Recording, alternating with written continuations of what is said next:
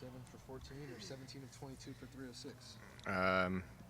Definitely the latter of the two, but a lot to grow on from the first 7 attempts, really the first, I think, 4 or 5 drives. A lot to grow upon. Obviously, we need to start faster, get things going earlier, but I think it was good to see the whole offense just kind of rebound a little bit and get things going. Have you always been somebody who, wants to get into a rhythm early, and have you been able to detect anything that maybe you can switch up to get there a little quicker? Yeah, I think the biggest thing is just finding completions early on, getting yourself going, and I think it's honestly just a mental thing, not trying to feel the game out, just going in and, if Coach A calls a shot early on, take the shot if it's there. If he calls it intermediate pass, read the defense, space it out, whatever it is, and just get things rolling, because I feel like when we start fast and, we put points up on the board early, we're going to be really tough to compete with. How does the game change for you from the first quarter to the second quarter to the third quarter? Because obviously you played better as the game went on, but is there something that changes throughout the game? Better feel? Is there anything to point to? Yeah, I think you just kind of get into a little bit of a rhythm, I think, early on, just as an offense. And, I think I wasn't necessarily helping, but we were just choppy. And, we really never got into a rhythm. I feel like every single time we would take 2 steps forward, we'd take a step back. And it's hard to move the ball, especially early on when you're playing behind the sticks and you're in those 3rd and long situations. It's an uphill battle at that point. So I think we need to do better on 1st and 2nd down. I need to do better on 1st and 2nd down, keeping us on schedule, especially early on, because I think, we showed in that second half when we're moving the ball early on in the drive and we get things going, we'll put points up on the board. Kyle, everybody spent 2 weeks talking about Marv's ankle, and they didn't pay any attention to you. No, I'm good. I'm good. How would you assess just generally how you developed this year, how you're playing right now? I think just taking a step back and looking at the 5 games, I think I've made good progress from game 1 to game 5. But it's exciting knowing that, we're 5-0 and we're in a good spot. But there's so much for this team and myself included to just grow upon. I feel like we're not even tapped into the potential team that we can be. And so knowing that we have a lot more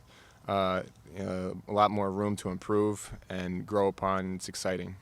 You guys use more 12 personnel than you have all season against Maryland. How does that change the look for you, both in the running game and the passing game? Yeah, I think just with our tight ends room, we got really, I think, 3 or 4 guys that can do really good things in the pass game, getting out and running routes, and then also guys that can go in there and block. And so I think that creates a mismatch. If they want to put a linebacker on them, I like that matchup. And then if they want to keep an extra DB on the field, we'll do a good job running the ball. So I think it's just kind of that chess kind of game going back and forth.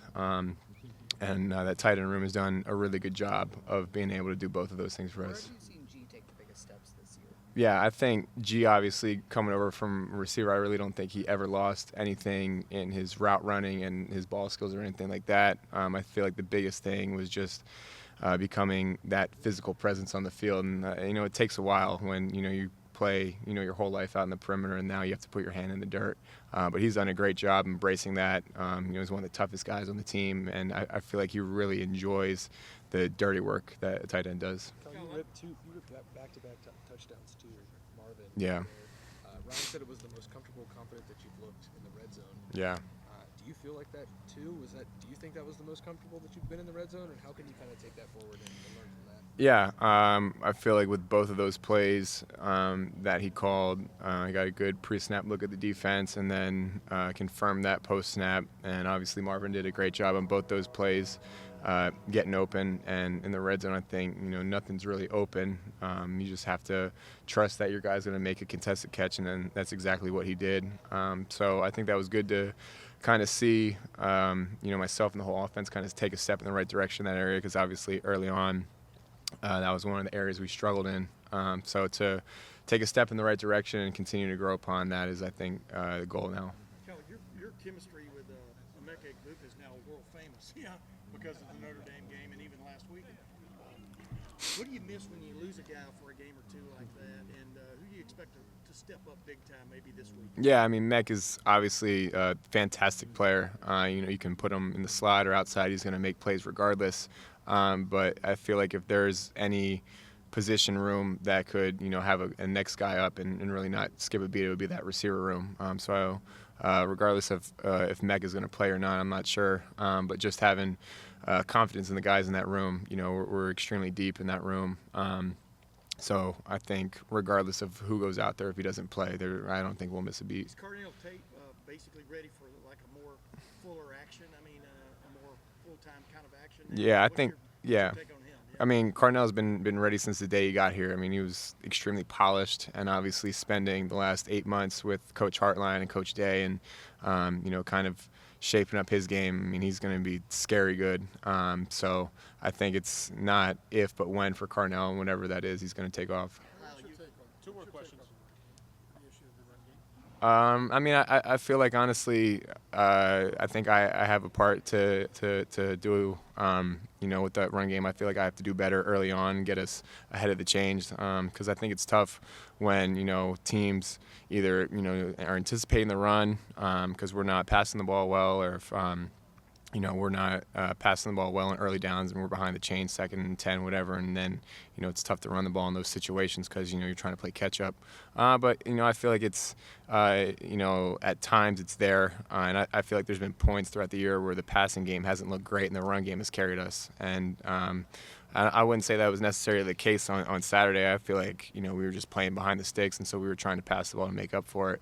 But I see it in practice every day, like it's there, and I think it's only a matter of time now till this thing really takes off. You've thrown the ball to Cade a lot this year. Just what has Cade done to make you so comfortable throwing the ball? Yeah, Cade is a dog, man. I mean, there's not a thing on that field that he can't do at that tight end position. And so, like I was talking about earlier, I think it just creates a mismatch. And he's done a great job, I think, of taking that next step as a receiver. I feel like with his route running and his ball skills and just his knowledge of the game, I feel like that's where he's grown the most this past year. I mean, he just looks more comfortable running routes. And, obviously when you're playing with a great receiving core, there's going to be some good mismatches with Cade, and I think we've done a good job so far of exploiting them. A quick bonus question. Caden Curry, what is he bringing more and more to the table?